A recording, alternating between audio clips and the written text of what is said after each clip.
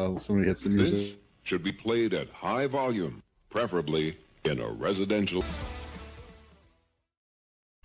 What is going on, Fantasy and Frames family? Welcome to Fourth and Frames, the very first and original and longest running podcast here at Fantasy and Frames. Tonight, I'm your host, Jorge Edwards, and I got the Frames crew with me. I got Rhett, I got Kyle, I got Drew, we got Aiden, aka Jesus of Nazareth, and new name. That's the new name. It stuck. His dad gave us the approval. It's okay. And we're here to do our 2025 year in review show. We're going to be talking about some of our greatest hits and some of our unfortunate misses. And we're going to be talking shop. We're even going to do a little early 26 mock draft. So we got a lot coming your way. But before we do that, let's go around the frames and just let's see how everyone's doing. Drew, how you doing, man? I'm doing great. I actually just updated my name banner. I don't know if you guys can see it. Which way do I need to move my hands? Right here. It says 2 times Fantasy and Frames champ because we're doing our year in review, right? So I think it's a perfect time to talk about the fact that our Fourth and Frames listener league. I took that down, went ahead and just won that thing. And then Kyle, would you like to elaborate on how the Fantasy and Frames Dynasty League went? I would not. I'll let you have it. I'll do it for you then. Yeah, He also took down me along the way in the listener league. I also won the Fantasy and Frames Dynasty League. And yeah, Aiden was a stepping stool for me to get to the Fourth and Frames Championship, on the way as well. So it was a pretty great year in terms of Fantasy and Frames leagues go. I played in 2 of them and won both of them. So you could call me Drew, Champ, Father, whatever works for you guys is good. It's good for me. I'm just happy to be here. Rhett, how did you do in that listener league, by the way? Listen, the times were tough. The economy was bad. I was distracted by a new job here in 2025. Things could have gone a lot better, but at the end of the day, Aiden, I'm still feeling great about myself, looking beautiful, rocking this not so luscious head of hair with 100% confidence and 100% gusto. And but it doesn't matter. If I tied my personal worth to fake football at the end of the day, you know what I would be, Aiden? A champion. Boom. Perhaps, but not a very good adult either. So sounds like the type of stuff losers say. Yeah, unfortunately. On that note, Aiden, how you doing, man? I'm doing good. Unfortunately, okay, that's enough. Unfortunately, Drew took me down on the way to the Listener League Championship. But I would just like to point out that was the week where all my players were injured. But whatever. Anyway, excuses are also something for losers. You and Red are now more alike than you ever thought. Well, no! Even come close to the play. Oh boy, that's a scary thought. But okay. Anyway. I'm doing good. I'm ready to do some victory laps tonight. So, yeah. Yeah, you are. Yeah, Kyle, how you doing, man? I am doing great. I'm just deleting these notes here where I was going to give Drew flowers for winning. Honestly, but he had notes prepared. He bought his own flowers, so he doesn't really need mine. The football ain't gonna spike itself, baby. No, I'm doing great, Jorge. I haven't added somebody on a family plan in a long time, and just before we got to the show, my wife, I don't know, she was on her own thing. I'm like, why don't we do a family plan? Because I got my mom. Anyway, that was 45 minutes, man. I don't recommend ever having to do that. That is it's a pain. Too confusing. So that's why I was a little bit late of meeting Aiden's father here in backstage, but I made it here. In public. I'm ready to roll, Jorge. How are you? I'm doing good, man. I too am like you previously. I don't have a family plan. I probably should. Probably makes a lot more sense. But yeah, I just roll solo with my my internet bills. But no, I'm excited. I'm excited to talk 2025 because it gets us one step closer to talking about 2026. And I think one of the things people out there need to realize is that we don't stop. Fantasy and Frames, we go year round. Damn right. In fact, starting on Friday, we're going to be doing our Fantasy and Frames game show where we're going to be doing fast draft app drafts. We're going to be doing FFPC challenges each and every week throughout the playoffs leading to the Super Bowl. I mean, we got a lot of stuff coming your way. And then we got Dynasty season kicking off. We already have Dynasty articles dropping at fantasyandframes.com for both offense and IDP. We have the fantasy football season is over, but we got DFS content coming out here. Colby Conway put out a DFS 101 fantasy football article today. So we just go nonstop. We love this stuff. We know you all love fantasy football. You all love football in general. And that's why you're here. That's why we're here. And and where you can catch more of our stuff is over at fantasyandframes.com. You can go over and check out all our article content year round, our rankings year round. You can go over to our YouTube channel, subscribe, hit that notification bell. So when you're notified when Fantasy and Frames puts out content, our social medias on TikTok and Instagram. I mean, folks, and of course, most importantly, Fourth and Frames, we're not gone for long. Come back in March as soon as free agency starts. We'll be picking right back up here, and you should subscribe to the Fourth and Frames podcast wherever it is you listen to podcasts. So with that being said, let's start macro and go micro. Let's talk Super Bowl, guys. How about we do that? Yeah. Since it is our last show until March, let's have some fun. Let's go around the frames. Let's give our Super Bowl predictions, both the matchup and the victor. Shocking to think who Drew and I are rooting for in the playoffs. So we'll be last. Rhett, who are you predicting to be in the Super Bowl, and who is going to win? Okay, so first off of the NFC, I think the Rams are probably the best team. I know Seattle's had this great season. I know that they're strong.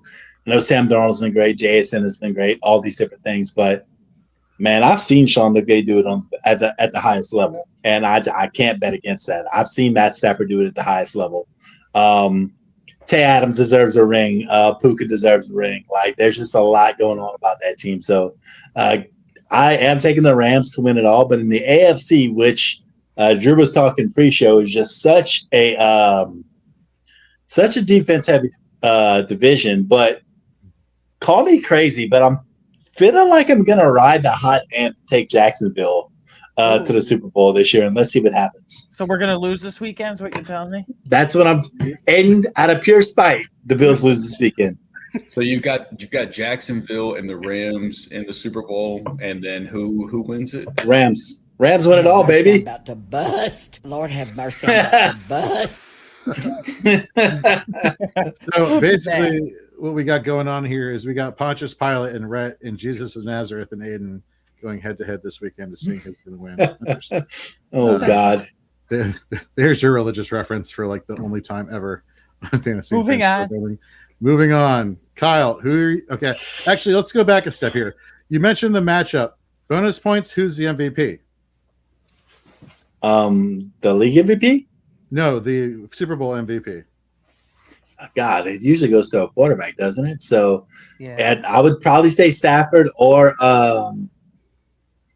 Puka's probably going to have one of those monster games at some point in the playoffs. But it wouldn't shock me to see Devontae Adams get one either. So Devontae Adams going like 13 for 150 in the Super Bowl with 2 touchdowns feels like completely realistic scenario, just so they got to give him that thing that's kind of been missing on his career. So, give me Tay Adams to the Super Bowl MVP. Why not? All right. Kyle, Super Bowl matchup, winner, and MVP. Well, I'm definitely on the NFC side. I don't know if you guys remember, but back in the spring when we were doing the NFC West, I actually said the words that I think that the LA Rams can win the Super Bowl when we were talking Devontae Adams, Puka Nacua, Matthew Stafford, how great they are. I said they could probably win the Super Bowl. So I'm going to keep rocking with them. No sense in changing it now. Hopefully Devontae will return and continue running the rock with both of those backs. They're doing a great job. And guys, I love the path to the Super Bowl for the LA Rams. I mean, Carolina, yeah, they lost to them earlier in the season, or later in the season, I should say.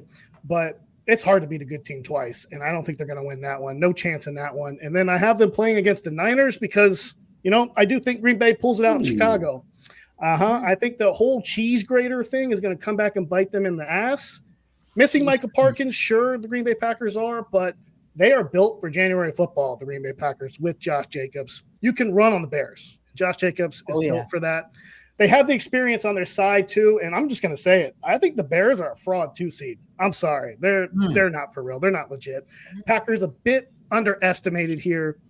They'll go on to Seattle, though, the Green Bay Packers will. They will lose, which will set up a nice thriller for the LA Rams and the Seattle Seahawks for another thriller there. I can't wait for that. Last game, yeah. But then on the AFC side, guys, I am really torn here. I mean, Denver is going to be really hard to beat at the Mile High, but I do think there's one team that can do it, and it's the Houston Texans. Both of these teams, yeah, I love their defense, man. I think their defense is built for this, and I know that the Broncos have a great defense too. Don't get me wrong, but in both of their games, or both of these teams, their run game doesn't really scare anyone, but in a low-scoring game, I think I'm going to take the Houston Texans edging them out, like a 17-14 type game. There's always that one team that surprises you, right? There's always that one playoff team that you're not expecting, like the Green Bay Packers last year. They went to Dallas and just whooped them. Nobody expected that. I think it's going to be something like that, and I think it's Houston. But I will say this. If I'm wrong and the Denver Broncos do win that game, then I think they'll represent the AFC. But for my pick officially, I'm going to go with the Houston Texans, and Super Bowl MVP will be Matthew Stafford, because their last Super Bowl champ that they got went to Aaron Donald. Am I right? He didn't win. Cooper Kupp. Oh, Cooper Kupp. Yeah, Cooper Kupp. Cooper Kupp. So I think Matthew Stafford wants that on his way out. So I'm going to go with Matthew Stafford as the Super Bowl MVP. Lord have mercy, I'm about to bust. Do you think he retires on top? Yeah. I guess we're all taking the Rams, huh? Aiden, who are you taking for the matchup, winner, and the MVP? I'll start with the NFC because I'll save AFC for last. But for the NFC, I could see any of the three NFC West teams coming out to take the NFC and appear in the Super Bowl between the 49ers, Seahawks, and Rams. But when it comes down to this game, Sean McVay out-coaches just about every coach in the playoff field right now. Matthew Stafford outplays every QB in the playoff field right now, arguably. I think they have a lot of experience. I think Stafford wants to win and go on top of Kyle, and we all have mentioned. So I'm going with the Rams. And then on the AFC side, again, there's not like these explosive offenses, but there are a few like really dominant defenses. I can't pick against them. I'm going to go with the Buffalo Bills coming out of the AFC. Every playoff exit has not been because of Josh Allen. It's because of lack of pass rush and McDermott's defense collapsing and folding. I think Josh Allen and James Cook can get them to the Super Bowl. And just for the sake of being different, I'm going to say the Buffalo Bills do beat the Rams in the Super Bowl. Oh, That is brother. going to be like the chalk answer and be the same exact across the board. So I'm going to go Bills beat Rams. And actually, I'm choosing between James Cook and Josh Allen. I'll go Josh Allen, Super Bowl MVP, but shout out to James Cook as well. All right, we'll save Drew for last because I know he's got his rant ready to go. I've been rehearsing this all week since the show sheet was put together. In the mirror. In the mirror, like eyes, exactly in the mirror, in the shower, he's ready to go. So I'll start with the AFC. And so Kyle, to your point, I love Denver's defense. I love Houston's defense. Their secondary, both of their secondaries and their pass rush are the tops, right? So then the question here becomes who has the more functional offense for me, and in who's calling the plays here on offense is really the determining factor. So I'm going to go with Denver in this situation. And then as far as, any other team that's going to be challenging them, whether it's the Jaguars, Bills, Patriots, or Chargers, I got the Jaguars and the Broncos in the AFC Championship, with the Broncos going to the Super Bowl. And then to quote the big legend himself, to be the man, you got to beat the man. Yeah. Well, the Rams are going to beat the Eagles in the NFC Championship, and it's going to be Rams and Broncos. I'm going to go Rams house, and Ramley. Matthew Stafford, MVP calls of career. Soundbite. Oh. Threw a different one out there, huh, Drew? Love it. You guys are smart folks, other than Aiden. It's okay. That's what I've said. Predictably, I've got something very similar. I've got the Rams and Eagles in the NFC Championship as well, and I have the Rams moving on. Shocker. And then I have the Bills and the Patriots in the AFC, and I've got the Bills going on.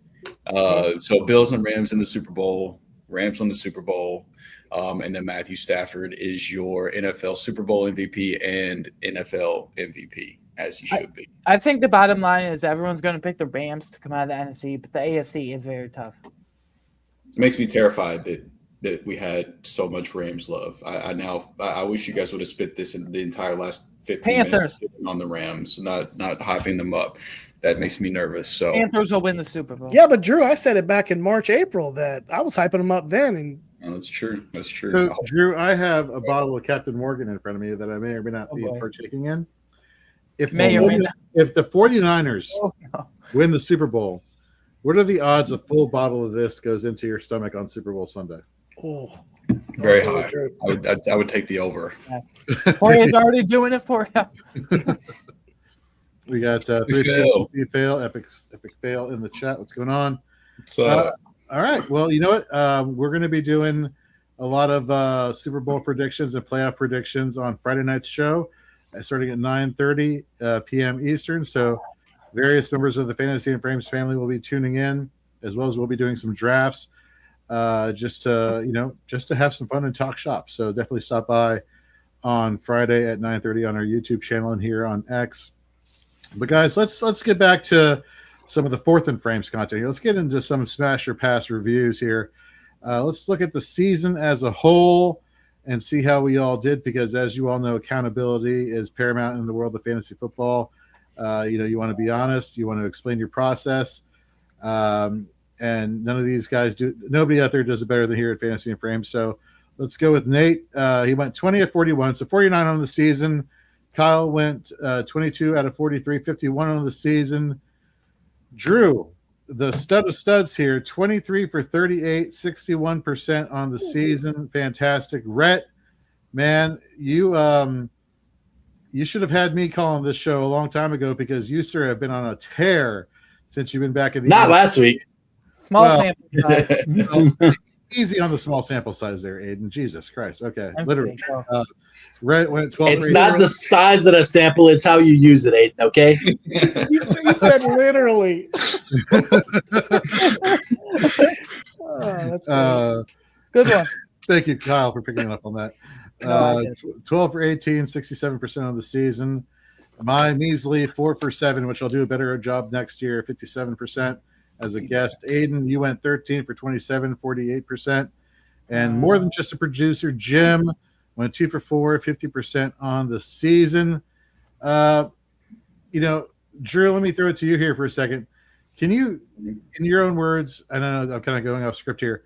That's okay. Why does accountability just matter so much in the world of fantasy football? Like, what is it that when you think about accountability and owning your stuff, is it the numbers that matter, or is it the thought process? Explain a little bit about how you view accountability in the fantasy football space. I think it's just being comfortable with the fact that knowing that nobody bats 1,000, nobody's going to get 100% of the calls right. But as long as you have some type of thought process behind it, as long as you have some type of means to an end in terms of trying to get to what your end result is, and you're not just throwing shit on a wall and seeing what sticks, that you can live with not being right 100% of the time. And anybody that expects somebody to be right 100% of the time is obviously extremely unrealistic. But I think it's just coming to face with that. And if you don't take the time to evaluate yourself, I don't understand how you expect to get better. Like, if you're just making these calls over and over, but you're not taking the time to see, where was I right? Where was I wrong? Why was I wrong? What could have I done differently? If you're not willing to have that level of accountability with yourself and try to piece that together, there's no motivation or means to get better at that point. And so I think if you're not using this to just push yourself to try to get better and find where you can improve your process, then it's kind of a pointless exercise at the end of the day anyway. But that's why I appreciate this group of people that we have on screen, as well as Nate, who isn't able to be here tonight.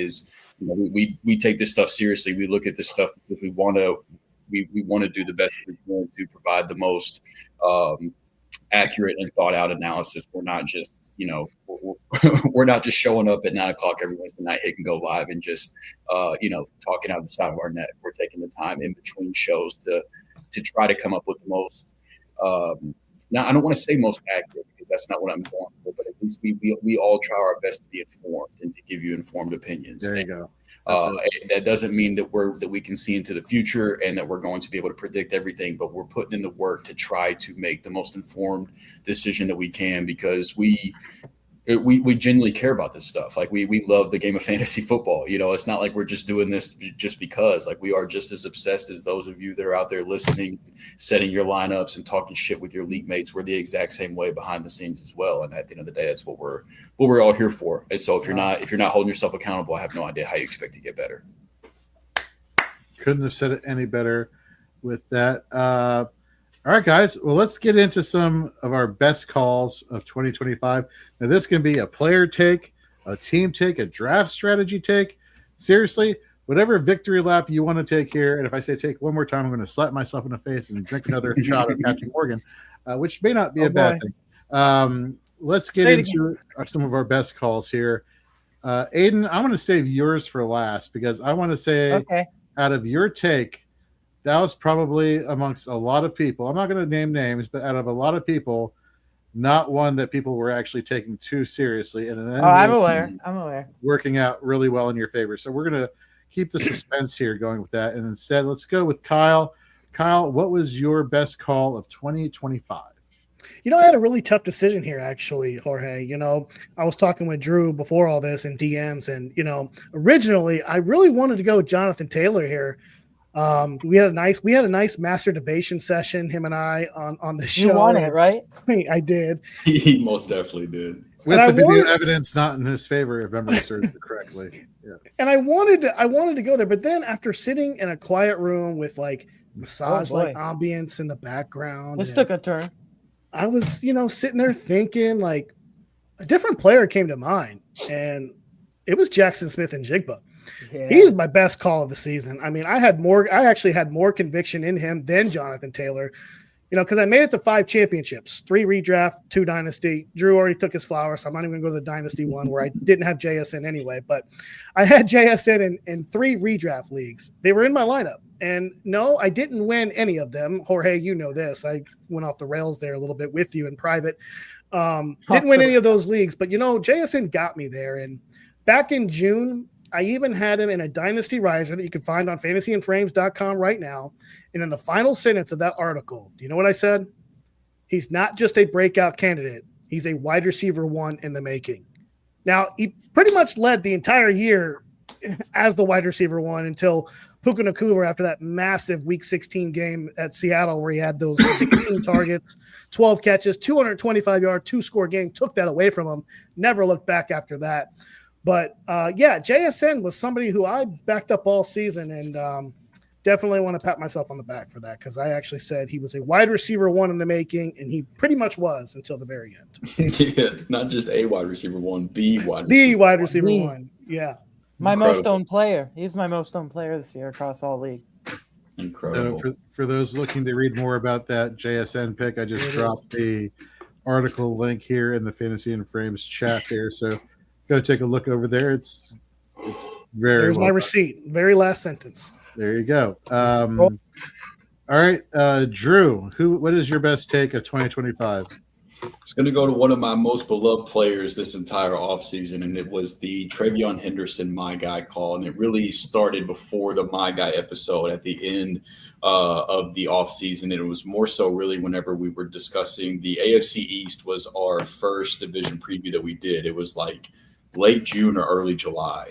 And at that point, his ADP, if I remember right, based on my notes, it says that his ADP was around like running back 25 at that point. He really hadn't hit the crazy spike yet. The preseason hadn't happened yet. He didn't take the kickoff return for a touchdown yet. The hype was warm, but it wasn't quite as hot as it got at one point in the offseason. And I had said that at that point he was like running back 18 for me. I did end up moving him up as well, but didn't have to move him up as much because I already was extremely high on him. And part of why I was thankful for that call was it was also it went along with some other draft strategy pieces where other running backs that I was avoiding in that area, like Alvin Kamara, David Montgomery, Aaron Jones, that I called bust on our other division previews, those guys I was off on because I was on Travion Henderson. And so he kind of steered me away from some of the running backs in that area that were more of a trap this season.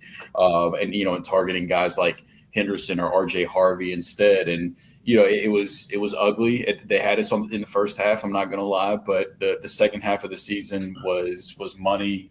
He was the running back 11 in fantasy points per game from weeks 9 to 17. So a top 12 running back whenever it mattered, as long as you held on and didn't give up. And I think it's just it's an important lesson to keep in mind for next year for whichever one of us ends up drafting Jeremiah Love or whatever, whoever your favorite RB2, RB3 is from the class next year, which they're not going to be at the Travion Henderson level. But I just think it's important to remember that you have to have patience with those rookies. And whenever you're drafting and you're paying the premium for the rookies because of the second half discount, you just keep that in mind while you're drafting and take some guys a little bit later, like a Travis Etienne was going later this year, who was somebody that I told you, like, hey, if you're investing in Travion early, draft somebody like Travis Etienne later so you have somebody with more of a workload. Aiden would have told you to draft Javonte Williams in the later rounds if you're taking a shot on one of these rookie running backs. There's a way to make it work. There's a way to pay the premium to be able to get the second half payout, knowing that you're going to take a hit in the first half of the season whenever they're getting those rookie tires off. So I think just being high on Travion, staying with that throughout the preseason and throughout the season, staying strong on that, believing in Travion Henderson, and getting to see it pay off in the money weeks was probably the one that I was most proud of. Love it. Love it. Great insight there, and great draft theory insight as well. Rhett, what is your best call player take for 2025? Man, we were sitting there. We're going to stay on the same team because, first off, one of my hot takes, I believe, out of that AFC East preview was that I thought the New England Patriots were going to make the playoffs in 2025. I predicted a 10-7 record. I wasn't predicting them to do what they actually did. But a big part of that was Drake May's emergence as a quarterback one in fantasy football. And when I say he wasn't just a quarterback one, he was quarterback 3 overall in fantasy points per game, averaged over 21 fantasy points per game for the season. And if you look at his profile over at playerprofiler.com, the way he did it was just unbelievable because the Patriots were second in game script, which means they weren't throwing it as much as they could have.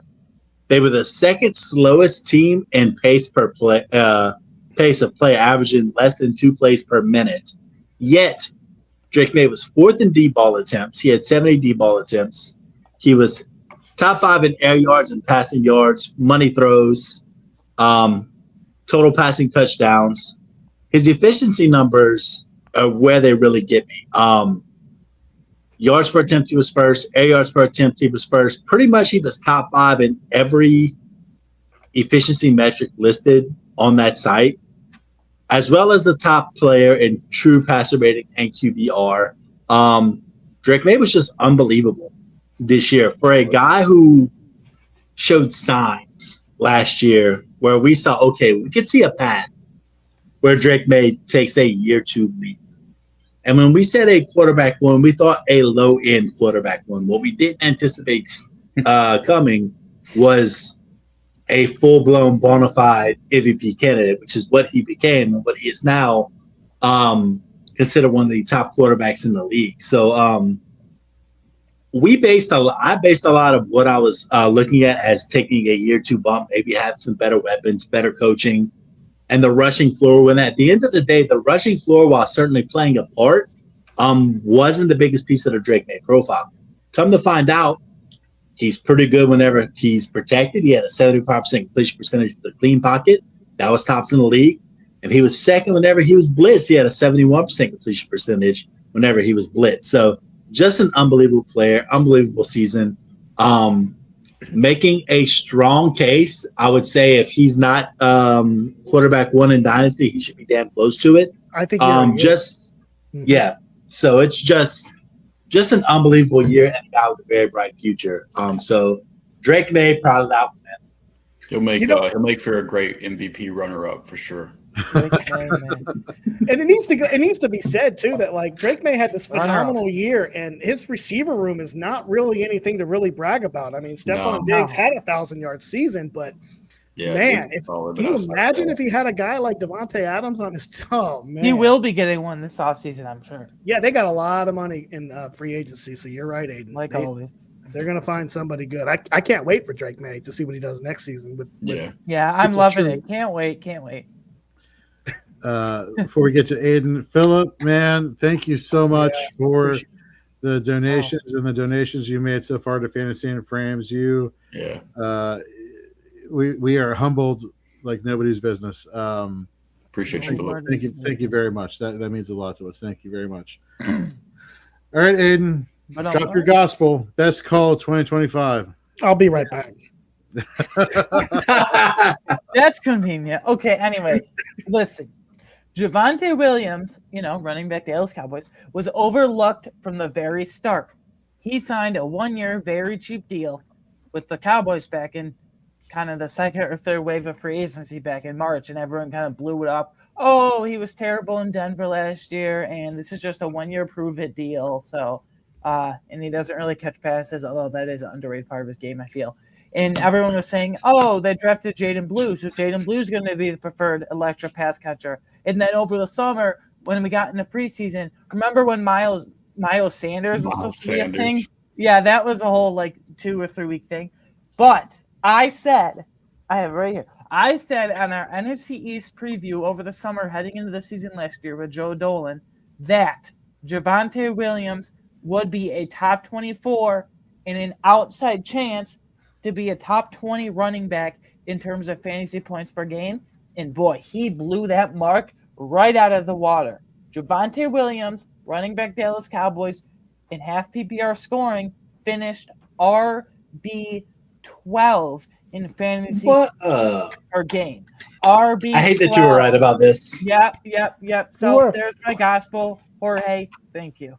If I had a hat, I'd take it off and tip the cap. Do the respect. Everyone was scared. Everyone else was scared. I jumped on it. I took him in one league. I still remember, and it was the fantasy footballers Megala Bowl. I took him, and I literally put in the draft chat after I took him. That felt gross. Even in the one league I drafted him in, I wasn't happy to do it. It was I felt like I had to do it. It was one of those I was stacked at receiver and tight end. I needed a running back. I felt like I had to do it, and I was like, man, Aiden has talked up this guy. I don't have him in many leagues. I need a running back. Let me get a piece. I really was. I was thinking about you and the case that you had made, and I ended up being. My team in the Megala Bowl was one of the better teams I had this year. There you go. I think Javonte Williams was a big part of that. Yeah. So I have one more thing to add. Great call. Go ahead, Aiden. No, I was just going to say, I wasn't going to say this, but now we're on the topic. I vaguely remember, Drew, you saying on Twitter after week 1 when he scored 2 touchdowns that it was very inefficient against the Eagles. He just got lucky with 2 touchdowns on the goal line. This won't keep up all year. Jalen Carter was ejected in that game. Yeah. Well, it kept up all year, so. Most of the year, most of the year. Yeah. If he didn't kind of go, the last few weeks, he probably would have finished much higher. But RB12 is still astronomically high when everyone was down on him. Huge trade value. And just to follow up on what you were saying earlier, Drew, I remember when we were talking, about the draft and we were doing mock drafts, he was the last starting running back to draft. It was him and ETN. Dead zone back. Yeah. He was there, and I'm not going to take any credit for it because that's all Aiden's. But yeah, don't you dare. No, I'm not. No, because I didn't hate Javonte Williams as much as other people did, but you I said also you were in on him, and then people swayed you or something. Yeah, I kind of got talked a little bit out of it. I didn't have as much conviction as you did, Aiden. So credit to you on that. But yeah, I remember he was one of the last starting running backs, and you were not afraid to take him, Aiden. So good for you. No, I had him a ton. So I want to throw up a comment here from Philip. He says, "Great content, thanks." That's you guys. Sure. Everybody on screen. I'll take myself off. These guys. I'll take my. He actually took himself. He really did. He literally did. I thought that was a metaphor or something, but no, you all deserve your flowers, and that's right at you guys. So you guys are amazing. Now let's talk about things that maybe were not so amazing. Let's segue into some of our worst calls because again, accountability matters. And then let's go back. Let's switch up the order here. Rhett, what is one of your worst calls of 2025? All right, let's start off with a little dad joke because I'm 40. Aiden likes to tell me how old I am. So let's just crack the knuckles and let's just get into it, okay? And let's just intro with it. Bucky Irving, more like Sucky Irving, am I right? That's such a good one. Where did you come up with that? Guys, in that My Guys show for 2025, I made a huge stink about the Bucky Irving efficiency. And come to find out, outside of missing 7 games, come to find out that the 5'9", 192-pound running back, number one, probably isn't built to be a workhorse, first off. And number two, is probably going to regress once people get a little film on him. And when I mean regress, I don't just mean going down from 5.4 yards per carry to like 4.3 yards per carry. No, Bucky Irving dropped 2 yards per carry here in 2025. My man averaged 3.4 yards per carry, only played 10 games. Yeah, he still caught 30 balls. Yeah, he was still the RB17 in fantasy points per game. He was actually worse than he was last year when he finished as the RB19 in fantasy points per game at 14.4. So in a down running back year, Bucky Irving did not hit expectations. And there's a lot of reasons you can look at that. First off, the injuries didn't help. You know, missing those 7 games in the middle of the year, never quite was back in the flow of things. The offensive line, like Tristan, offensive line had some injury issues, but when it comes to opportunities, Bucky Irving had over 200 touches. Is 170 carries, 37 receptions, something like that. Bucky Irving was 62nd among running backs in fantasy points per opportunity at 0.67, according to Player Profiler. Just wasn't the guy that we saw the previous year. And maybe that is offensive line base. I think we need to give him another year to see where he truly is. But at the end of the day, for somebody who had a borderline, who I was comfortable taking me too. Very early in drafts, it just wasn't there this year, and that's okay. You're not going to hit on all of your picks that you make. But that one just especially hurt because there were such high expectations for that player and how efficient he was. To see the efficiency drop off from year 1 to year 2 was just startling. Yeah, Rhett, you know, I hear what you're saying, but I really don't know if it was really that bad for Bucky Irving. You know, you mentioned running back 17, but how much of it really was his shoulder injury too coming back? You know, they went away from him in the goal line a lot in the red zone with Sean Tucker, even when he came back. And I'm just wondering if it was more with the shoulder injury coming back, if anything else. Like I don't know if I want to bail on Bucky next season, because how much was it to the shoulder?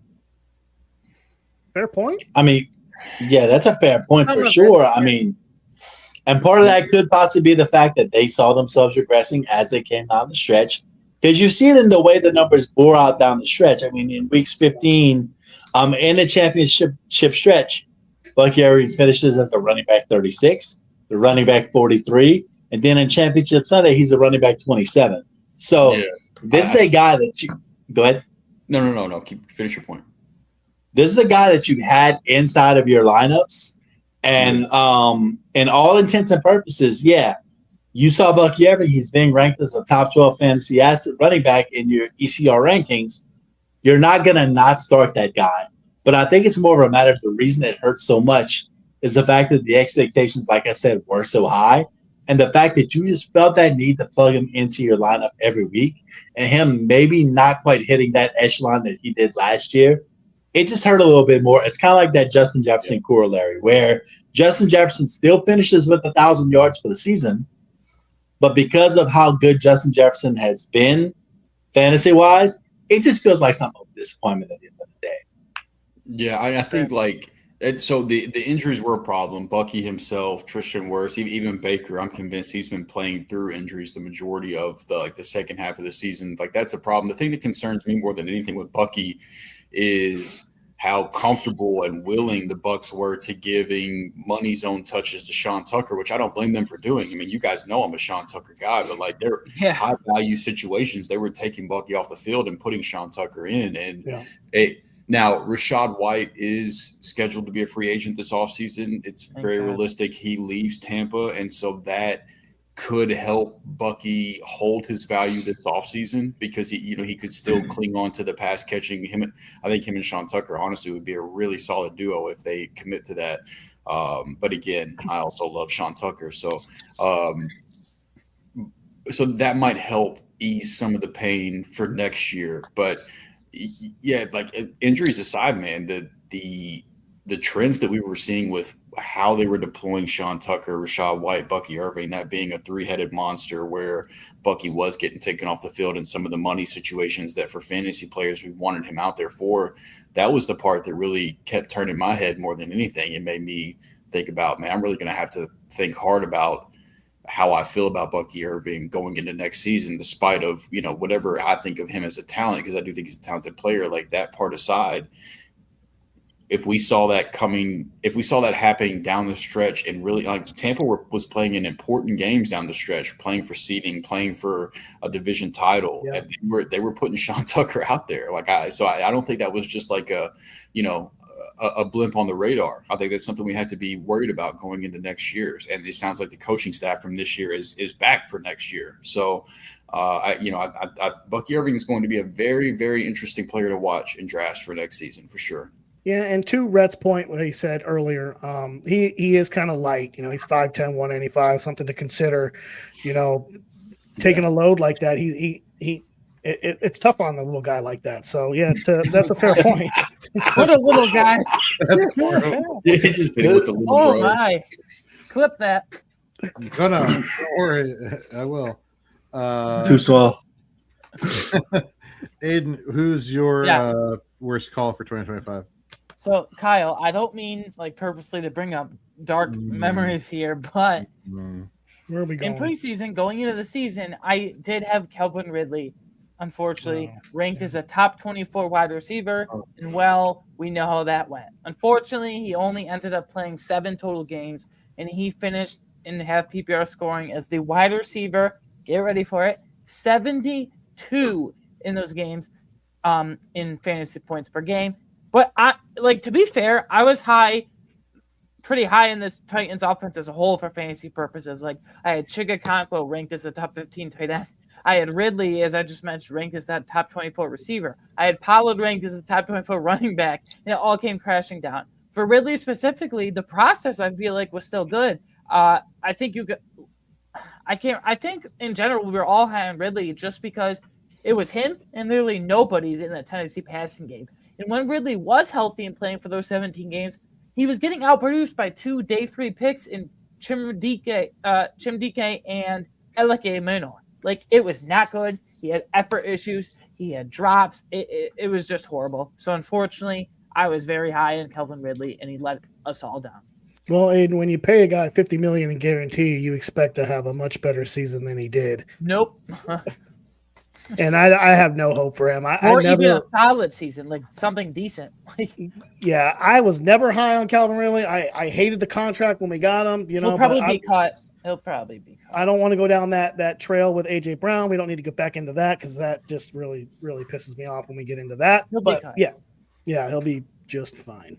Yeah, I was a huge Calvin Ridley guy, and that I know you made were. me to see how that played out. And I wish I could have seen a healthy Calvin Ridley playing with Cam Ward the way Cam Ward was playing down the stretch, because Cam Ward really did start playing some better ball down the stretch of the season, and I would have loved to see what that would have looked like with Ridley out there, because the receiver room really wasn't doing much of anything. Chig and Gunnar Helm were both being leaned on because the receiver room was so, void of talent and void of playmakers. And so I would have loved to see what a healthy Calvin Ridley playing with second half Cam Ward would have looked like. But, woulda, coulda, shoulda, the call sucked. But when you are healthy, like for those 7 games, when you're getting outproduced by 2 day 3 rookies, that's really concerning. Yeah, So- less than ideal for sure. All right, Kyle, who is your worst call? What's your worst call for 25? I don't mind spitting a few here. Make it short and sweet because this first one, there's nothing to talk about. I totally whiffed There's on nothing. Caleb Johnson. Caleb Johnson, I whiffed. I was high on him. You were so high. Me too. I was too. I was. And there's really not much to talk about because he didn't literally Anything. he didn't do anything. No So, game day jersey. but I cannot let myself off the hook on that one. But another one that I do want to talk about because it's a learning process for me. What the hell was I thinking? Saying Cooper Kupp would finish as a wide receiver 3, like top 36 wide receiver. Drew, you tried to tell me. That was another master debation that we had that you ended up winning that one. And boy, I wish I would have listened to you. Because So I was just gonna say, remember when he first signed? Didn't you start out saying he's gonna be really bad, and you went on this whole rant about it? And then I switched back, I guess, because I was in on Cooper Kupp. Well, Don't get me should've started. stayed. Even. The reason why I'm so mad at saying some dumb shit is like that because I just said how high I was on JSN. Like, he could finish the wide receiver 1. Well, what made me think that Sam Darnold could toss the ball around that much to make him a wide receiver 1 and make Cooper Kupp a top 36 wide receiver? Not enough volume. What the? It just really, I don't know. That's like I said, is a learning process for me because he finished wide receiver 56 in fantasy points per game. Note to self, not to fall into this trap next year for anybody who's age 32, who's damn near same age as DeAndre Hopkins and thinks he could finish as a wide receiver 3 because that was just some dumb shit out of my mouth. And I apologize for giving that advice because that was awful. And they traded for Shaheed too, and he passed him up. And honorable mention. This is going to be quick as well. I'd be remiss if I didn't add Jackson Dart. As you guys know, I got a battle. I mean, yeah, if I had a guy who, I faded twice in an article, another time or two on here, made me wear a bag over my head for an entire show. He sure did. The face paint, the whole 9. Like, and the only one time that I was actually right on Jackson Dart, I beat him by 1. I got it right by 1 little ECR ranking, and that was it. Other than that, he outperformed me. He outperformed the ECR ranking, and it just goes to show you that like a quarterback that has wheels makes himself very valuable in fantasy, and I need to start taking that into consideration. So yeah, I was wrong on Jackson Dart as well. And we've all had some drops this year, but we saved the best for last because perhaps none of us fumbled the take perhaps as hard as Drew did because on the AFC South preview, you had yourself one hell of a doozy, my friend. And yes, they missed the playoffs, but Jonathan Taylor bust calling the AFC South preview. I mean, Drew, that was rough waters, my friend. It was. It did not feel good. That was another master debation episode between myself and Kyle. We actually, you know what? I'll tip my cap to Kyle first and foremost because he never backed down from a challenge. Him and I faced off several times. Beat you every time, right? The people ruled in his favor. I wouldn't say he beat me because the results would say otherwise in a few. At the time. Yeah, the judge in question did rule in his favor more often than not. I think there might have been some cooking of the books going on behind the scenes. I can't prove it, but nonetheless, thanks, Howard. Howard, damn. But that was a master debation where Kyle certainly was right and tried to tell me otherwise, and I didn't want to listen. And it wasn't that I was like super low on him. He was at the time of our AFC South preview. He was the running back 8. I had him as running back 10, and so I called him a bust based off of that because there wasn't really another value that I saw in fantasy drafts that I disagreed with on the Colts necessarily. But all that to say that if you followed my rankings at running back 10, you were not going to leave very many, if any, drafts with Jonathan Taylor. And obviously that was not what you wanted after we saw how this year played out, considering he was the running back 2 in fantasy points per game. And imagine being the guy telling folks, hey, you should fade the guy that's going to finish as running back 2 in fantasy points per game. Like, that's not a great feeling. Feels bad. Look, full disclosure, I was worried probably more than I should have been about the The tackle breaking metrics and the per touch, like his yards after contact, his missed tackles forced in the previous year had really fallen off a cliff. I think I should have considered the injuries he was dealing with a little bit more in that aspect. And then something that I just didn't forecast, honestly, was how good the offense as a whole would be under Daniel Jones and how good Daniel Jones would be. I would have had much less of a problem with his fantasy ADP if I knew how efficient the offense was going to be and how good Daniel Jones was going to look. But I was going into this expecting to be an offensive nightmare where defenses were going to be able to just key in on Jonathan Taylor. Daniel Jones wasn't going to be able to do much. I was very wrong, clearly, on how Daniel Jones and the Colts offense as a whole was going to look. And that was a big part of it. It's that's one of the gambles we take whenever we try to forecast what offenses are going to look like, what game scripts could potentially look like during the season for them, things like that. And the Colts was a team that I misjudged in a big way, and Jonathan Taylor was a big part of that. It was my two clear biggest misses were two different bus calls from two different divisional previews, and it was JT and then it was James Cook. And I picked JT as like my biggest miss because he finished higher up in terms of fantasy points per game, but I also said to stay off of James Cook as well.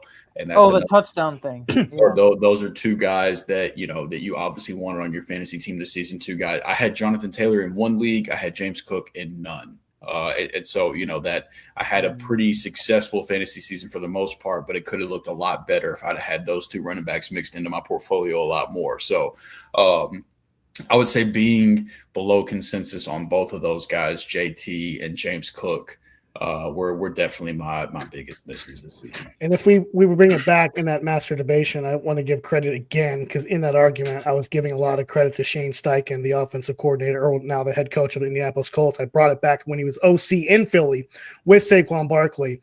And looking at it this year, I said, Taylor was going to catch a lot of balls. And, of course, you fought me on that because you said he never caught balls. You didn't, yeah. But he finished RB9 in receptions.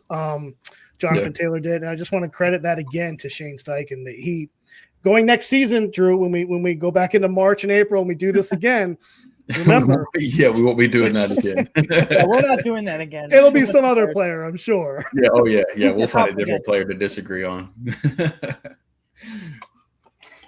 So yeah, guys, those are our hit and misses, our favorite hits and misses for the 2025 fantasy season. But before we get into this quick 2-round, way too early 2026 mock draft, Drew, if you have a board set up, if you can get that set up, let's talk about our good friends at Fast Draft, because the regular season might be over, but you can still get your playoff fix for fantasy over at Fast Draft because the playoff Super Slam is live. You set the players, you set the boosters, you win the cash. And all you got to do whenever you sign up is hit that promo code FRAMES and get matched up to $50 over at Fast Draft. So, guys, it's going to be real simple. We're going to get 2 rounds in because we don't have a lot of time left. But we're going to alternate picks until we've completed 2 to 3 rounds and kind of give people a way too early idea of what a 2026 redraft mock could look like as we head into there. So, Drew, do you have any rhyme or reason as to who is going to have the top pick, or we kind of just freestyle this? Let's just go how we got it on screen, Rhett. You're at the top. You kick us off at the 101, and then we'll go top to bottom and keep working our way up and down. Is it a snake? Yeah. It'll just keep going round and round. So Rhett, Kyle, me, Aiden. Rhett, Kyle, me, Aiden. Let's just do that until we get through a couple rounds. Let's just talk through these guys. Yeah. Let's not overthink this. Let's go Bijan 1-1. I mean, nearly 2,300 yards from scrimmage, 11 touchdowns, and Tyler Algier was there pushing some touchdowns from time to time. Algier's hitting free agency, so that Bijan role is likely to be expanded. Not to say that they don't replace him, but at the end of the day, I mean, it's Bijan Robinson is the 1-1. There's not much thought to it whatsoever. I love it. Love it. Kyle, hit us with the 102. 102. I'm going to have to go Jahmyr Gibbs at number 2. He's Jahmyr Gibbs. He catches, he runs it. He taking over for Monty now too in the red zone. He's getting a lot of looks there. You got to go Jahmyr Gibbs at number 2, even in 2026, right? That's my 102 right now. That would be what I would do if I was in your seat as well. So that leaves me at the 103. Big shocker. My wide receiver one for next season, as of right this moment, is none other than Puka Nacua, who I would take right here at the 103. I give him the slight edge over Jamar Chase and JSN. But yeah, I think it's the two running backs there, and then Puka as things stand right now. And whether Devontae Adams was on the field, not on the field, Puka continued to be Puka, and I see no reason why that wouldn't continue into next year. And so I would be taking him here at the 103. So Aiden, you are on the clock now at the 104. So Drew, you mentioned the two names. This is so tough.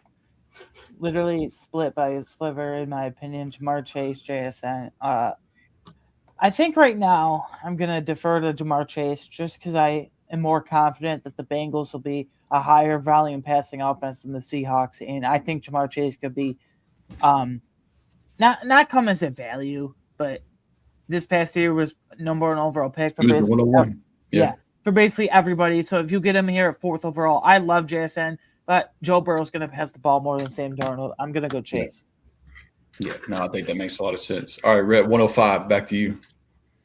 He's leaving JSN on the board for me. The fact that he had 119 catches, nearly 1,800 yards, and 10 touchdowns when the Seahawks had the third run heaviest offense in the league just tells me exactly the fact that this ceiling, if they throw the ball more, is unfreaking real. So, I mean, JSN at the 105 feels like stealing at this point. I like it. All right, 106, Kyle, what you got? I'm going to go with a running back here that a lot of people are probably going to be scared of next year. He's age 30 now. It's Christian McCaffrey. But, this year he had 413 touches. It's fair to be concerned about the mileage. Christian McCaffrey's putting them on. But we've seen a healthy Christian McCaffrey, haven't we? I mean, he's capable of 2,100 scrimmage yards like this season. So I'm gonna roll at 106. I'm going to take Christian McCaffrey here at this point. I'm glad you did this too, because I'm very interested to see what you guys think about this. So the curse of 400, right? 400 touches. We were concerned about that with Saquon Barkley this past offseason. It was a big reason to possibly fade Saquon Barkley. He finished lower than what fantasy managers would have hoped based on where he was drafted. No worries about CMC being the 2026 version of Saquon Barkley? Yes, because I was the main person who was banging that drum on Saquon. So you're on this podcast, you're going to be off on CMC next year? I probably wouldn't take him at the 106. I'd probably fade him a little bit. Number one, that age 30 threshold. He's got to hit the wall at some point. We also said that about Derrick Henry, though. So yeah, I mean, I get it's a double-edged sword. Like, you're damned if you do, and you take him and he gets hurt, then you look stupid. But if he has another Christian McCaffrey season and you don't take him at 106, you look stupid. So I just might not take him whatsoever just to avoid looking stupid. I think that's where I'm going to be. So Kyle, play the other side for me in terms of like, we're concerned drafters. We're worried about next year or the mileage, everything like that. What gives you the confidence to take CMC at the 106 despite the workload he's coming off of? Because we've seen other running backs come off the same workload, like Derrick Henry. You mentioned it earlier. We're still waiting for that cliff. Yeah, right. So, I mean, he's 30. He's not like 32, 33. Yes, he's right at that magic number, right, where we say it's going to happen. But, suppose we're wrong and he has another 2,100-yard season. He's proven it. If he can stay healthy, he can do it. And I'm not going to not pick a guy because he's 30 and he's been injured before, because this year he's been fine. So at 106, I like to pick a Christian McCaffrey. It's a toss-up for me between him and my boy Jonathan Taylor. And maybe when we get to 2020, maybe we get closer to August, I could have a different take. But right now, I'm caught in the moment of Christian McCaffrey, 2,100 scrimmage yards. Well, and it's funny you say that because I'm going to right some wrongs. I'm on the clock next, and I'm going to make things right. And I'm taking JT. He actually is my running back 3 as of right now, behind Bijan and Gibbs. He would have been my choice at the 106, but I had CMC at 7, so I'm not far off from you. I just had those two guys flipped. I had JT at the running back 3. It's tough to know. I mean, you have no idea who's going to even be playing quarterback come week 1 for the Indianapolis Colts, right? And that's a tough situation to deal with. But I doubted JT this past year. I'm not going to do it again. He showed that whenever he is healthy, he is still among among the best runners of the football in the NFL. And so I imagine there's no way that offense doesn't run through him. And so I'll take JT there. So with that being said, Aiden, 108, you're on the clock. What you got? Being kind of the back end of the first round, I'm deciding. Excuse me. I'm deciding between a couple key running backs here. This might seem a bit early to you guys, but I mean, led the NFL in rushing, so I'm going to take James Cook. I mean, he's going to be the volume back for this offense. Yeah, he's very involved in the passing game. He's on one of the best offenses in the NFL. He's attached to one of the best QBs in the NFL. See where I'm going here. And they have to add a receiver, but they're still going to use James Cook a ton. And everyone said, oh, he can't repeat 18 touchdowns from last year. Even I said that. Or you did. Yep. 2024. Thank you. Fact check. Yeah, even I said that he can't repeat 18 touchdowns from 2024. Well, I actually defended him against you on that one thing. I said he could do it. That was weird, but yeah, is 16? Yeah, is 16 good enough though? I think so. So in 2026, I will go with James Cook. He gets goal line carries now too. So I know that seemed a bit early to some people, but I'll go with James Cook. I don't think there's anything wrong with that. I mean, he's been a draft value for 2 straight years now. You know, at some point we got to we got to stop fighting the fight. No more aggression. Yeah, come to face with the facts. All right, Rhett, back up to you, top of the screen. What you got for the 109? CMC Light, Devon Chain. Dude, that's you can't say enough about him. 5.7 yards per carry. Over 1,300 rushing yards, almost added 70 catches as well. I mean, double-digit touchdowns his first 3 years in the league. I mean, ball don't lie, man. I mean, he was not playing in an especially good offense. He did not have especially good quarterback play. There was every reason for teams to key in on Devon Chain this year, and he still did exactly what he did. So, I mean, at the 1-9, I feel like he can go higher, and I might be higher on him once redraft season comes around. I like that. That was the one running back left I had above James Cook. So, I was deciding between those two. I lean Cook, but I was deciding between those two. No, I think that's a good point. All right, 110, Kyle, what you got for us? Oh man, this one's pretty easy for me. You know, I'm taking this receiver who's had 100 catches in 4 consecutive seasons now. Missed only 2 games in 5 years. He's very dependable. He doesn't get hurt, is what I'm trying to say. Amon-Ra St. Brown for the Detroit Lions here at the 110. This is a good pick right here at the 110. So many people were fading him. I feel like, oh, you can't take him in the first round. He'll be a first round bust, and then he just goes out there and produces. If I wouldn't have faded Jonathan Taylor, that might have been my worst call. But I was already fading Jonathan Taylor, so it wasn't. I was one of those guys that was worried about Amon-Ra St. Brown. I was worried about Jameson Williams. Yeah. I was worried about the JMO pop off. I was worried about some possible Jared Goff's touchdown rate just seemed unreal, and Amon-Ra is obviously a huge benefactor of that. But the reality is he's one of the best receivers in the league, and he is stays on the field. Very favorable target for Jared Goff. Obviously, Goff loves going to him. So, yeah, he's about it. Whenever he's healthy, he is about as dependable as they come. I don't think he's going to really move up from here. This is about where he'll probably stay, in my opinion. I think so. Me too. He doesn't have that top 3, top 4 ceiling, but you also know that you're not going to lose your league off your first round pick if you draft Amon-Ra St. Brown. It's the safe pick at the 110. Yeah, it is. So you can feel good about your first round pick. It gives you stability, and I like that.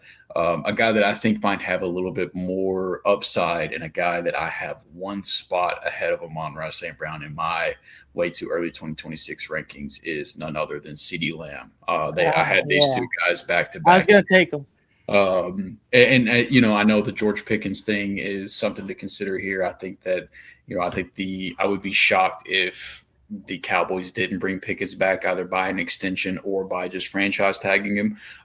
But CeeDee Lamb continued to be a target hog as long as he's on the field. Dak Prescott continued to target him at a high rate, and I have no reason to think the Cowboys won't continue to throw the ball at a high clip once again next year. And I think CeeDee Lamb is just one of the most gifted players in the NFL. That was, it was a down season by his standards, but whenever he was out there, whenever he was healthy, he still looked like the CeeDee Lamb that we know and love. And so I think he's going to end up being a gift at the back of the first round next year, similar to Amon-Ra. So, Aiden, you get to close this out here in the first round. Who is the 112? So I know with my selections, I know we're not building a team here, but with my selections, I've been going with a lot of running backs when I've been up. So I think I'm going to change that up. A couple wide receivers here. I think I'm just going to stick with about where he was going last year with the turn. I'm going to go with dive back into Drake London once again. I know we have the concerns with Michael Penix Jr., but if they do make an upgrade, that's even better for Drake London. I expect it to be Penix, but whoever it is, they literally build the offense around Drake London. Darnell Mooney likely to be cut. Kyle Pitts will likely leave in free agency, and that headache or whatever you want to call it in Atlanta will be over. I mean, Drake London, when he is on the field, he's getting the ball. He's guaranteed 12+ targets every single week. I know this might seem a little kind of bullish for people, but I'm basically going to tell you right where he was going last year, Drake London. You're not going to get a gripe out of me. I'm a Drake London guy. I love Drake London. I love him. Yeah.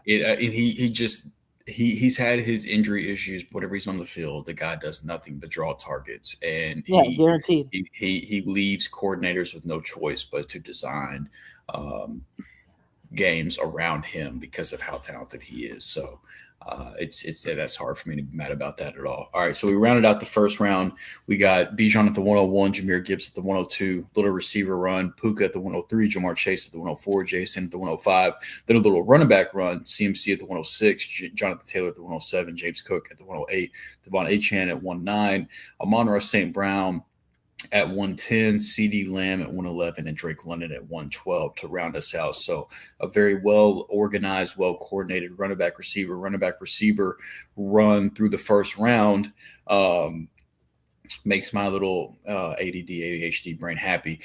So to kick things off in the second round, Rhett, here at the 201, Drake London off the board, CeeDee Lamb off the board. What direction you're going to go here at the top of the second round? Top of the second round, there are a couple of options, but it gets a little bit muddy at the top of the second round because where it really starts. I agree. I feel like because 112 is where, after CeeDee Lamb comes off the board, I feel like things get real interesting. I was getting dicey there, yeah. Because I'm looking at this mock right now, and it's Genty, it's McBride, it's Jefferson, it's Neighbors,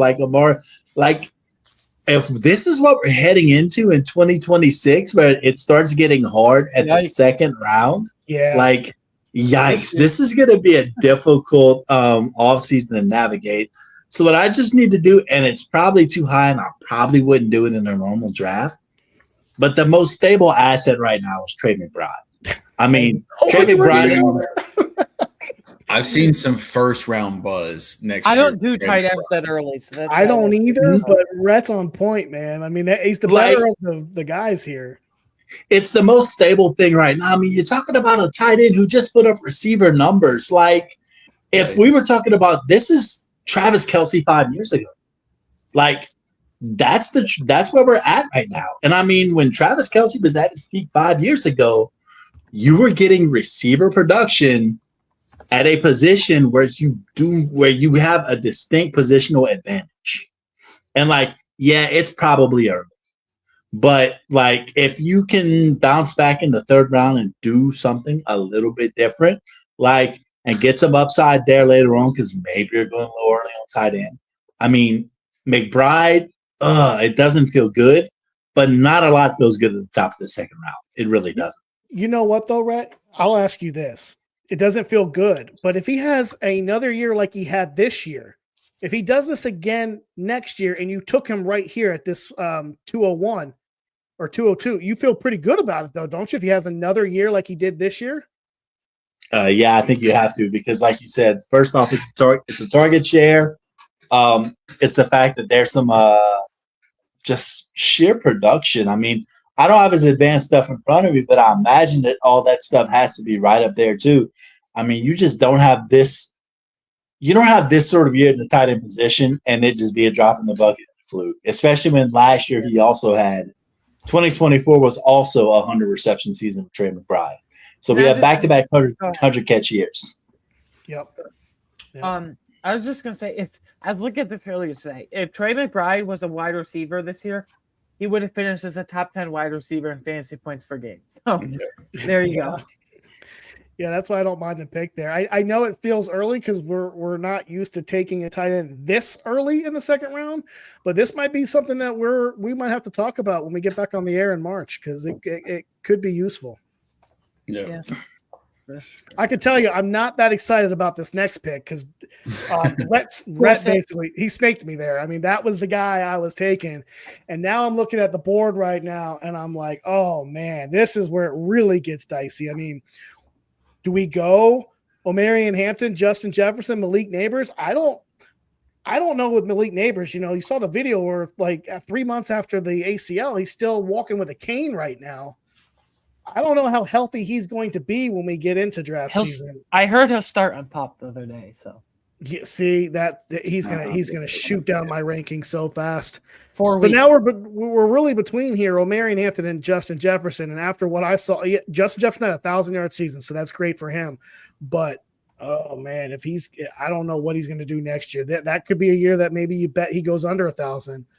I'm going to play it safe here, and it's a guy that I actually didn't like this year. I was down on him, but you know what? Next year's a different year, baby. I'm going to go with Omarion Hampton right here with this pick. Yeah. Oh, I think he's going to shoot. Yeah, I think he's going to spike up the draft board for next season. Omarion Hampton. He showed a lot. He showed a lot in that running back room.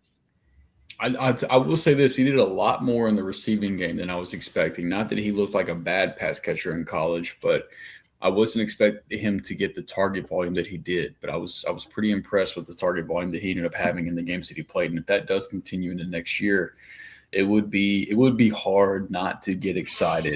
And it's a Jim Harbaugh running back. You know, it feels pretty good if he can stay healthy. He's got a bright future. Yeah. No, there's no doubt about that. So there's two receivers I'm trying to decide between here, and I'm glad you have to make this. It's a decision that I don't love, but as of right now, as of this moment, I have Malik Neighbors as my next best receiver on the board, and I will take him off the board here. I'll say this: as far as the injury things goes, we're obviously going to continue to monitor that the entire offseason, and if something changed, we will adjust as things go. But with the way that medicine has advanced and with how early in the season the injury happened, the whole pup thing, I would be shocked. Like I would be shocked if he wasn't good to go to start the year. But like I said, we will react to that when it's time to react to that. Right now is not the time to react to that. Right now, I'm going to assume that he's going to be healthy going into the season. And what he's been on a fantasy points per game level, the targets that he's earned on a per game level, and then now he looks like he has the quarterback of the future as well. In Kyle's arch nemesis, Jackson Dart. He is Jackson Dart. A healthy Malik Neighbors in that offense, he could very well lead the league in targets. And whenever you have that kind of combination with a player as talented as Malik Neighbors that has the potential to get the volume that he has, he feels like one of those type of guys that can end up winning you a league, assuming that him and his quarterback both stay healthy. So I will go Neighbors there, but it was tough between him and one other receiver. So Aiden, I guess we'll find out if you're going to take the receiver I was thinking or if you're going to go in a different direction. So what would you do here with Malik Neighbors off the board? So I think I know the receiver you were thinking, but I'm actually kind of going to switch it up here and not go with the receiver I think you were thinking. Everyone says every year this guy's 32, he's gonna fall off. Okay, this is the year he falls off. Okay, this is the year he falls off. I don't care. Until he hangs it up, Derrick Henry will be a top 12 RB1. This might seem a tad early for all of you. Sorry, Drew, I know you were thinking someone else, but I'll go Derrick Henry. I mean, he's the volume king in fantasy. He literally volume galore. I'm gonna go Derrick Henry. He never falls off. Until I see it, I won't believe it until I see it. I think I've already seen it, to be honest. He's fumbled the ball more than he ever has. This seems a little early for Henry, and I was a guy that really loved him, but I'm starting to see some age in Derrick Henry. Aiden, I'm starting to maybe kind of see it. Like, and now you're going to add another. He's still rushed for 1,600 or 1,500 yards, but I know, and that yes, but I'm just looking at his fumbling issues that he had this year, and I don't know how many times did he fumble. I don't have the numbers in front of me, but it feels like 3 on top of my head. Yeah, I don't know. Just when you add another off season to Derrick Henry and another year, this is the year that I'm going to say, you know what? If I'm wrong on Derrick Henry, so be it. If he does this again next season, fine. I'm not going to be mad about it. But I don't know if I can. I don't know if I can roll the dice right now in the second round. Talking through it, I probably like Drew. I don't know what you think. I probably could have waited a bit, but I don't know. I felt like in the moment, Derrick Henry was a. I think, yeah, and if you really like Derrick Henry, Aiden, I do think when we get closer to actually like being serious about this, he's probably going to be a third round pick. Yeah. Just early, that's what I think. But yeah, I've gotten him right now, like right at the 2-3 turn. So this is really early. Okay. It's early for me. That doesn't mean it's going to end up being really early. We also all thought you were too high on Javonte Williams, and we'll see how that played out. So this is just one man's opinion versus. I'll have all of Derrick Henry, and then Kyle will have 0. Yeah, there you go. So Derrick Henry's off the board. Rhett, who is your next man here in the middle of the second round? At this point, it kind of becomes a value, even though he didn't have a great rookie season. I mean, Genty still had 1,300 total yards and 10 touchdowns. Ooh, I mean, like, we're going to look at a guy who's going to get a coaching change. You're going to have the first overall pick at quarterback. They're probably going to go offensive-minded with its head coach. So we are just going to there's a path here. And at this point, at the middle of the second round, for a rookie who – didn't have great blocking, who really was put in a position to fail, end up with 1,300 total yards and 10 touchdowns. That just goes to show you the power of volume, and that volume isn't going to go away. I'm totally with you, Rhett. If they make changes to that offensive line and they beef it up, kind of like what Chicago did, they improved their offensive line a lot. If they do that, I think Genty will be off the board way sooner than right now if we see that offensive line get a big improvement. Kyle, you were right about Gianti, by the way. Yes, I was. He'll probably be a 1-2 turn pick if they can make some improvements at the offensive line. Yeah, that was I had 3 or 4 running backs ahead of Henry. That was the reason why that I said that I thought it was too early. Genty was definitely one of those guys. He was my next running back available. But Kyle, you're back on the clock. Genty's off the board. You don't have to worry about having to take him now. Yeah, exactly. No big deal. Weight off your shoulders there. So what do you got here for us in the middle of the second? You know what? I'm going to pull the trigger right now on Justin Jefferson. Yeah, this is Drew, was that who you were talking about? Yeah, that was the guy I was deciding between Neighbors and Jefferson. Yeah. But I am going to preface this by saying I'm taking Jefferson here for value, but right now I'm not that excited about it. Even though he had 1,000-yard season, I just don't know can he do it again with the same quarterback situation that we're in right now. But you know what? Things could change between now and then. But looking at the board, it's tough between him and Nico Collins, in my opinion. But I'll go with JJ here because he's shown it, year in and year out that he's quarterback proof, and I'll just have to roll with that. When can we ever get Justin Jefferson mid-second round? This is a great value in my mind. Right now, I had Justin Jefferson at 14 overall. If it was up to me, he would have went a handful of picks ago. And if Malik Neighbors wouldn't have been on the board, he would have already been off the board. I think Justin Jefferson is one of those prime examples of you trust the talent of the player and you trust the volume that he's expected to see. And I think that we are confident in the targets that he'll see. I think we're confident in who Justin Jefferson is as a player. This year was not perfect by any means, but like Chris Olave at the beginning of this year, Chris Olave, was he really getting the best quarterback play? No. Whenever we were talking about Spencer Spencer Rattler. Rattler, right? And Chris Olave was still a top 12 receiver during that stretch. The year before that, Malik Neighbors. Was Malik Neighbors really getting the best quarterback play in his rookie season as a rookie? He was not. The quarterback play was terrible. Even? I don't even remember. It was a hot mess of multiple different people. I can't even remember. It did not matter because of the talent level of Malik Neighbors and the targets that he was seeing. He was still a top 5 receiver on a per game basis. You trust the talent. You trust the target, trust the talent, trust the targets, and I think that rings true with Justin Jefferson. And if he does end up being a middle second round pick next year, he's going to be an incredible value and somebody that I'm going to be all over. So I love that. That's who I would have been deciding between here. If you would not have taken Justin Jefferson, he would not have lasted one more pick because I would have taken him. But I would have also been between the same players that you mentioned, because after Justin Jefferson, the next best player on my board is none other than the fourth and frames darling, Nico Collins, who I was going to take him.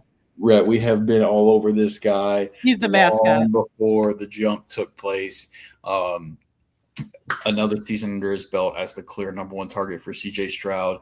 That offense obviously had its lumps during the season, but he still, whenever he's been on the field, has consistently been a target there. So we'll happily take Nico there in the middle of the second round. So Aiden, back to you, 207 or 208. What do you got for us? Yeah, I'm looking at my board here. I'm going to, just like you guys, keep the wide receiver run going. I'm going to take George Pickens. I fully expect Dallas. Yeah, I knew you were going to. That's a good thing. Yeah, this is kind of, I don't want to say this is value, but I feel like mid to late first, second round is where he's going to go. Yeah. I fully expect Dallas to franchise tag him in a couple months once free agency does come around in March. I fully expect him to be the number 2, meaning next to CeeDee Lamb. He's coming off his best season by far. Everyone says he wasn't a volume guy. He's never been a volume guy. Well, this year he turned into a volume guy, even with CeeDee Lamb playing all but 3 games. So I'm going to go George Pickens. And Dak does pass the ball a ton, so he can absolutely support a second receiver again. He does. All right, Rhett, we heard the moans and the groans. Clearly you're not happy with that selection, but now that Pickens is off the board, have you had time to get through the tilt and decide who you wanted to go with here? Tilt. No, not really, but we got to do it anyway, don't we? We do. The show must go on. The show must go on. The show must go on. Yeah, dude, this is a tough spot because, like, once again, Pickens felt like the sexy pick here in the mid-second round, and now it's kind of just gone. So now you're left with like Bowers. Once again, we just took Genty. We know the Raiders situation. Rashee Rice is not going to have Mahomes at the start of the year. Can't stop women. Yep, that same. Breece Hall, Saquon Barkley, kind of down this year. This is such a bad spot to deal with. So right now, we're just gonna reach a little bit and go Travion. Like, Drew loves it probably. Okay, hell yeah! I love our reaction. Like. He's not going to be a workhorse guy, but I mean, like, we didn't think Jahmyr Gibbs was going to be a workhorse guy either, and we saw how that turned out. It's a similar profile, a guy who can catch the ball, a guy who's explosive, a guy who is going to find his way onto the field because he's too talented to not be on the field in high-leverage situations. Fair. That's it. I love it. Ramondra's still there, though.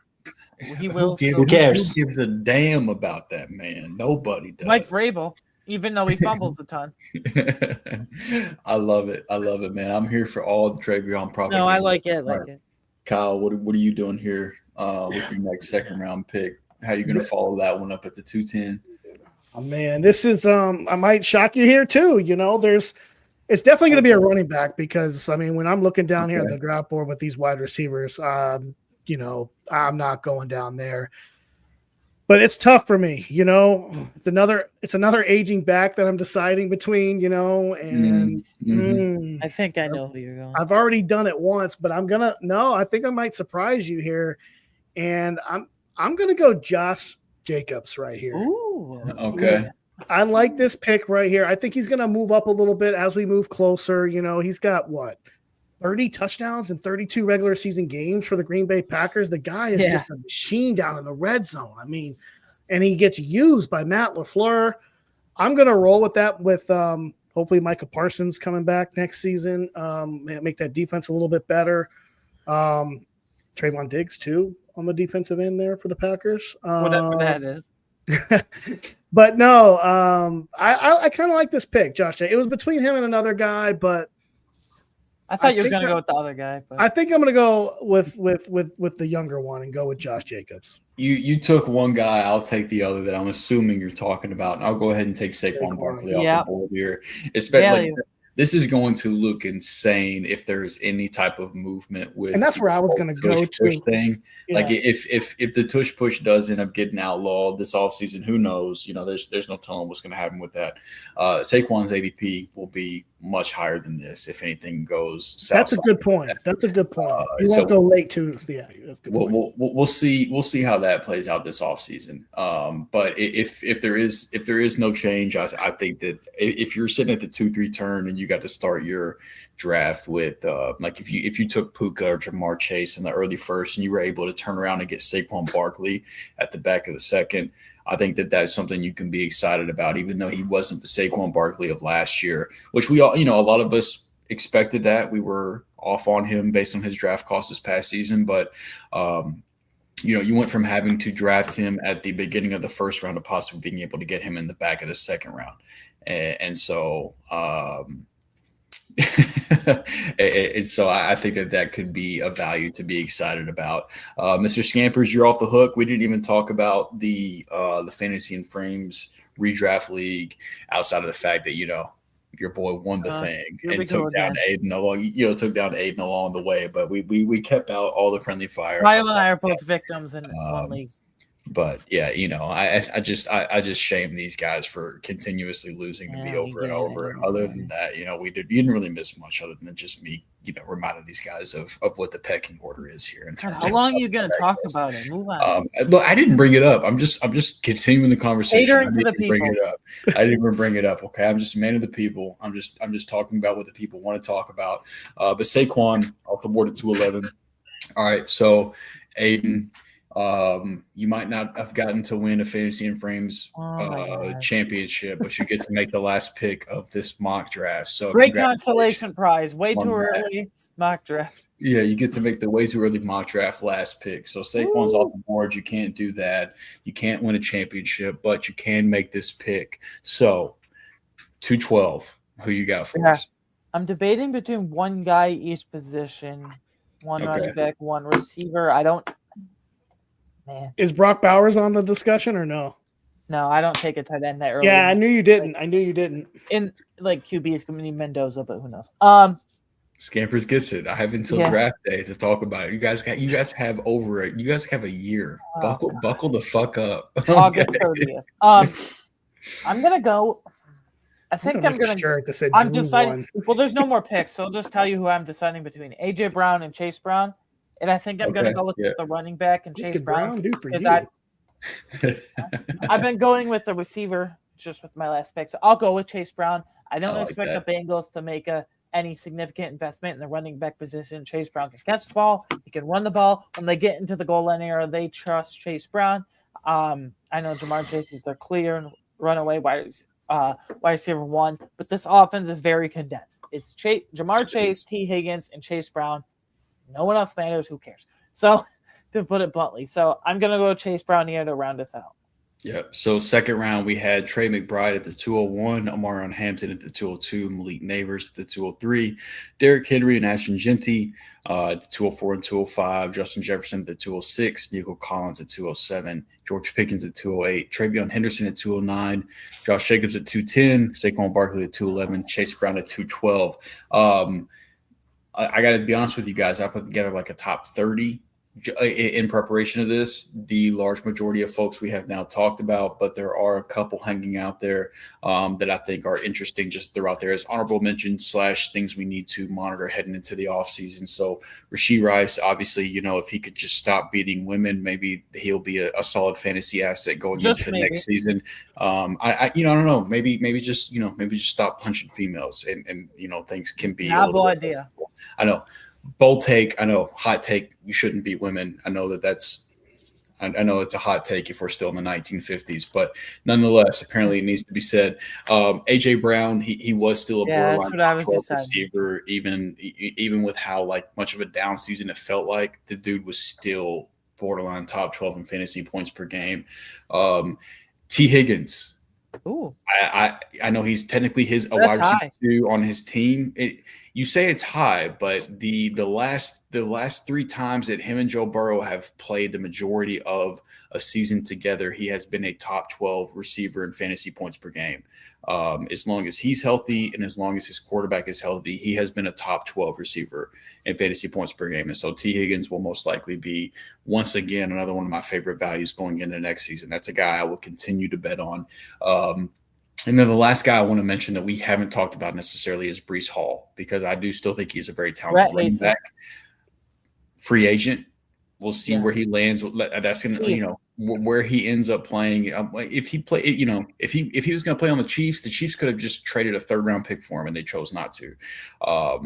So I have a hard time feeling like the Chiefs are going to be like, well, we said we trade a 4th round pick for him, but we drew the line at a 3rd round pick, but now we're going to give him a big contract. Like, that doesn't really make a lot of sense for me for a team that doesn't really have a lot of wiggle room from a contract standpoint as it is. But somebody is going to pay Breece Hall. He's the prize in this running back free agency class. And so where Breece Hall ends up, I think is going to be interesting to see in term, because I do still believe in Breece Hall, the player, and if he is in a good spot for fantasy purposes, I think it's going to be something to keep an eye on. And then the one other name I'll throw on there, he's not even in the system yet, but I know where you're going. Jeremiah Love is going to get drafted in the 1st round of the NFL draft, and that is going to that's going to put him immediately into the conversation for a top 24 pick. Whenever you're talking about a running back that gets drafted in the 1st round, the type of workload that guarantees you, even as a rookie. We'll see what the landing spot is, to be determined, but he is going to absolutely be in this discussion, and we're fooling ourselves if we think otherwise. And so, can I throw in another name? I don't want to overstep here, but I know this might surprise you, but even with a very up and down nature of Bryce Young this past year as a rookie, Ted McMillan still put up over 1,000 receiving yards, and I think he could easily get double-digit touchdowns this year, in 2026 season with even more upside. So I'm going to go Ted McMillan. He's my wide receiver 14. He's the next guy behind T. Higgins for me, who's 13. He would have been the very next receiver that I would have wanted to talk about. So I couldn't agree more. So I mean, that's the top 24 that we got for right now, based off what we know, what we think is going to look like going into next year. Before we get out of here, one question that I think is worth talking about from our family of the show. I didn't want to say friend of the show, family of the show, Mr. Scampers. How are you drafting any quarterback in redraft, and who are the candidates? And so, this is one quarterback league we're talking about here. As far as who are the candidates, I think it's early Josh top Allen. 3. Yeah, I think it's Josh Allen, Drake May, Lamar Jackson, Jaden Daniels. I think that those are your guys, in my opinion. As far as I don't draft QBs before round 4 at the earliest, so I can't really speak on this. But round 4 is the earliest I'm typically willing to take one as well. I'm usually not willing to be the first person to take a quarterback. I think you could make an argument for Josh Allen or Drake May in the 3rd round. I won't be the one to do it. So I would probably just, once August gets here, I'll have my tier 1 of quarterbacks, and whatever the lowest of my tier 1 quarterbacks are, if I can get him in the 4th or 5th round, that's going to be the player that I'm targeting. Yeah. But then again, I did take a lot of late Justin Fields this year, so maybe I do need to take one earlier, because that backfired miserably, and I had an irresponsible amount of him. So But the Yeah. good thing with doing that is that it's very, very low draft cost, and so you're not waiver wire, investing yeah. a lot, and so it's easier to, it's a lot easier to it's a lot easier to replace missing on Justin Fields than it would be if you would have been a Jaden Daniels manager this year. So Yeah. it's definitely a part of it. So I don't know, Kyle, if who right now, if you to put a name on it, is Josh Allen QB1 for you next year, or do you think you're going to go another route? And if you were to want to draft your QB1, how early would you be willing to do it? I'm the same as you guys, but if I wanted to go early, I really want to see what New England does with their receivers because they got a boatload of money to buy And one. draft capital, yeah. And draft capital. If they get a true big X receiver into New England, I think I'm going to push Drake May as my QB1. Over Allen.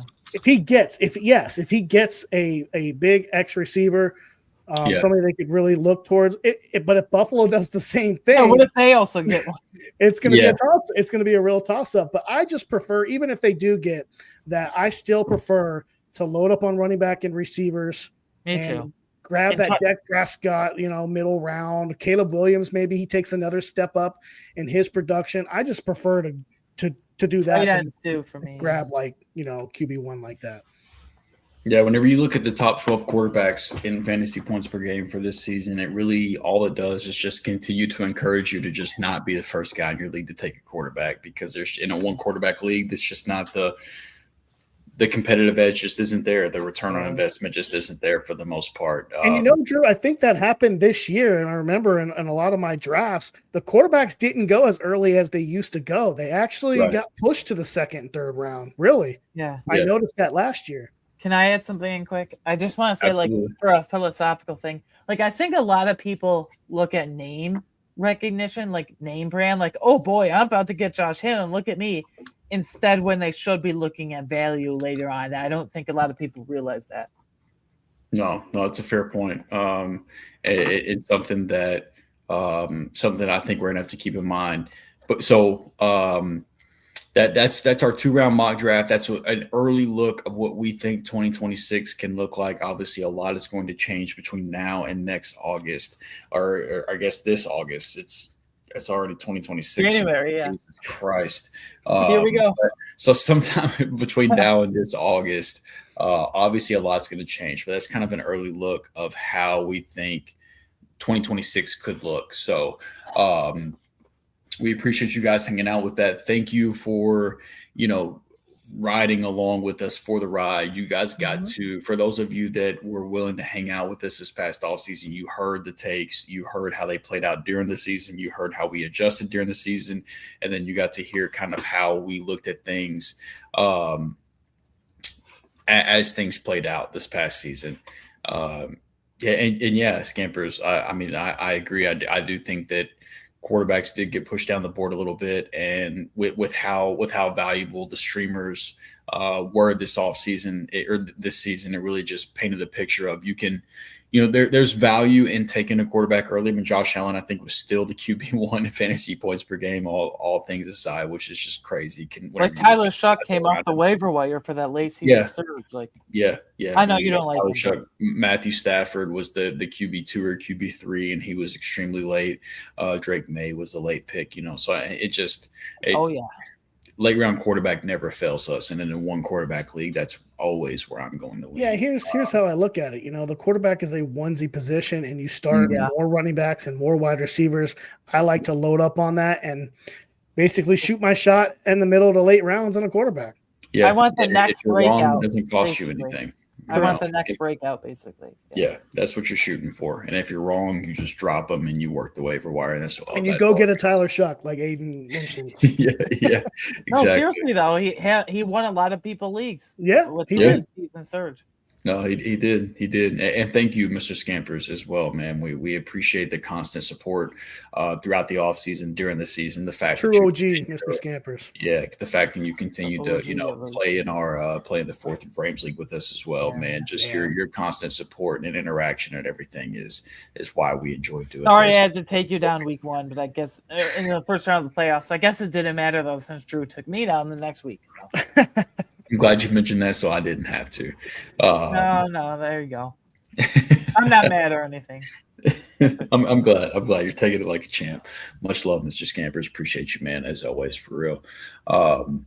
Yeah, so that's a wrap of the 2025 season. Is sad as that is to say, but that we gave the takes this preseason. We pivoted during the season, and we showed our work during the season, and then we reflected as we do, and it's I consider myself very lucky to be able to get to do this with you guys that take this stuff to heart and that put their all into it, and continue to push me to try to be better. It's a blessing to be able to surround yourself with folks like that. So we appreciate you guys taking the time to check out any content that you checked out this offseason, whether it was referencing our rankings or looking at Aiden's waiver articles or Kyle's plays and fades, whatever the case may be. There was a lot of work behind the scenes that went into making this fantasy season what it was, and these guys worked extremely hard, and